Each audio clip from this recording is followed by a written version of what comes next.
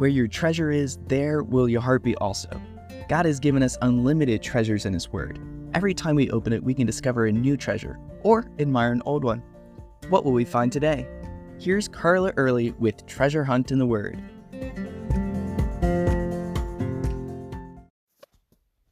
I seem to have a talent for doing and saying the wrong things, especially when I'm put on the spot and have to think quickly. Maybe you can relate. So could the disciples. And we can read their reactions to things and think, they sure aren't very bright. Why didn't they get it? But we do have the advantage of knowing the whole gospel, and for them it was just the beginning. I try not to be critical of them, especially Peter, who tended to stick his foot in his mouth quite often, because I would probably have reacted in a similar way.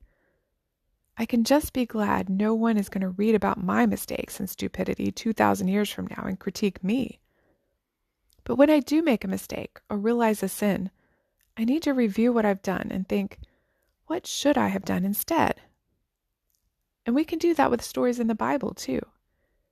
In John 6:16-21, we find the disciples in a boat in the direct middle of the Sea of Galilee in a storm. They left Jesus on land because he made them get in the boat and leave him.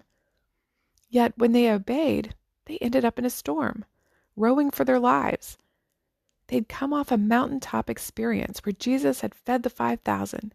They probably had their 12 baskets of leftovers in the boat with them. But now they were tired, wet, and fearful for their lives. I don't know about you, but none of those things could help me think better. All they could think to do was to row. So what could they have done in this life-threatening situation? What should we do in any scary circumstance? Pray. They had witnessed Jesus do miracles from afar. They should have known he could hear them and help them if they called out to him, but they didn't. Sometimes in the middle of our storms, all we can do is panic, and we don't even think about prayer. That's why we've got to train ourselves, like firefighters, policemen, and other first responders trained for emergencies. So our immediate reaction to anything is prayer. That way, when we find ourselves in the middle of a storm, our first response will be to pray. Though the disciples didn't pray or call out to Jesus in their time of difficulty, he still showed up. He was the one who'd sent them into the storm because he knew what was going to happen, and he knew what he was going to do. It was a test of their faith. If you remember, they'd been in a storm like this before. Then Jesus was in the boat with them, and he stilled the wind and waves. They knew what he could do, but this storm would lead them to a deeper faith. Jesus came to them, walking on the water. When they saw him, they seemed more afraid of him than the wind and waves. But he calmed their fears right off. "It is I, do not be afraid," he said. And get this, when they led him into the boat, immediately they arrived on land where they'd been going.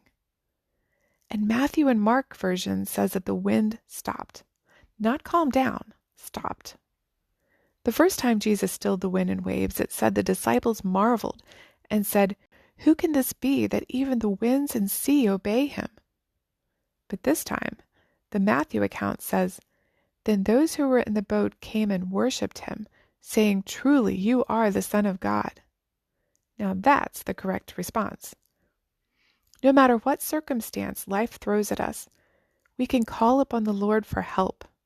And at any point, before, during, and especially after the storm in our lives, it's a good time to worship the one who cares for us and make sure that we don't drown. What responses have you gotten wrong lately? How can you train yourself to respond with prayer and worship, no matter the circumstance? You can contact us at treasurehuntintheword@gmail.com. We'd love to hear the treasures God has given you through His Word. You can listen to other episodes on our website, which you can find in the description below. Thank you for listening, and remember, where your treasure is, there will your heart be also.